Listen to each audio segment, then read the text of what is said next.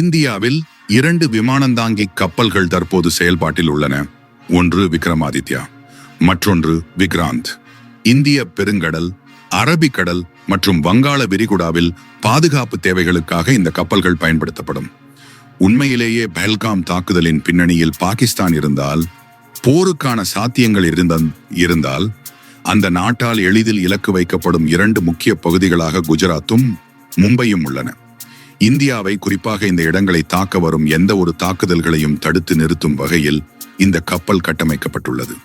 ஸ்ரீநகர் அல்லது டெல்லி விமான தளங்களில் இருந்து விமானங்களை இயக்கி மற்ற நாடுகளுடன் தாக்குதலை நடத்துவதைக் காட்டிலும் மிதக்கும் இந்த விமான தளத்தின் மூலமாக மிகவும் எளிதில், மிகவும் விரைவாக ஒரு தாக்குதலை சாத்தியமாக்க இயலும். பாகிஸ்தானில் இப்படி ஒரு விமானந்தாங்கி கப்பல் இல்லாமல் இருப்பதும் நமக்கு சாதகமான சூழலை உருவாக்கும் என்றும் தெரிவிக்கிறார் அவர்.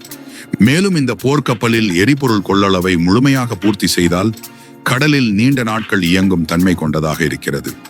அடிக்கடி பல தேவைகளுக்காக கடற்கரைக்கு வரவேண்டிய தேவையில்லை.